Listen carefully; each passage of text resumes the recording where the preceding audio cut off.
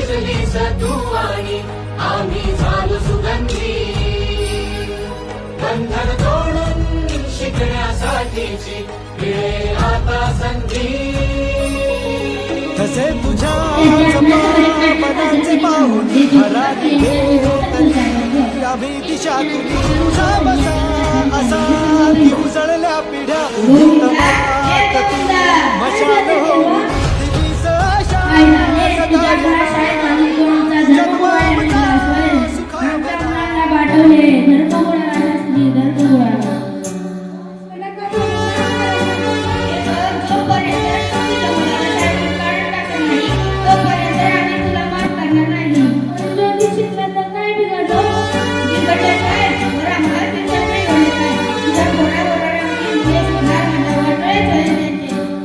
भरताय काय नसते बहिष्कार टाका बहिष्कार बहिष्कार टाका बहिष्कार बहिष्कार टाका बहिष्कार असं नको करू आणि आता निर्णय झाला तुला केली आहे आता तो बघून काय करायचं या मुलाला शाळेतून काढून टाकायचं आणि पुन्हा कधी शाळेत घालायचे नाही हा हेच राहायचे तरी तुला एक दिवशी सांगितलं होतं असा आगाऊपणा करू नको आता बघ तुझ्या कर्माची फळे आजपासून गोविंदराव फुले यांचे घर कायम टाकण्यात आले आहे कुणीतरी दया करा उदया काय कर बसलाय याचं जरा निघूया बहिष्कार बहिष्कार वाईट टाका बहिष्कार बहिष्कार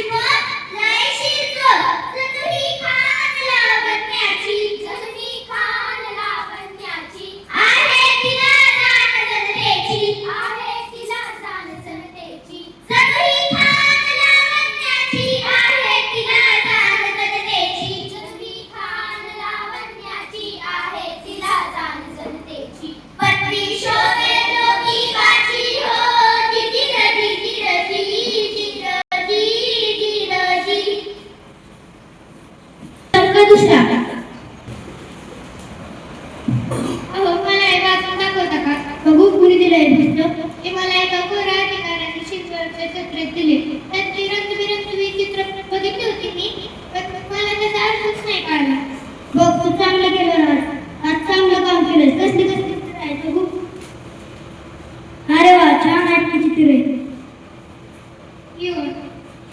हे बघ पू अधिक न अधिक पुणे काय पुणे अहो तुम्ही त्यापेक्षा मला शिकवतच का नाही म्हणजे मला तुम्हाला तर सारखा त्रास नाही द्यावा लागतात ही तर अजूनच चांगली कल्पना आहे सावित्री तुम्हाला ज्ञानाचा शिक्षणाचा आणि माणसं घडविण्याचा नवा मार्ग दाखवला चला तर आजपासून या चांगल्या कामात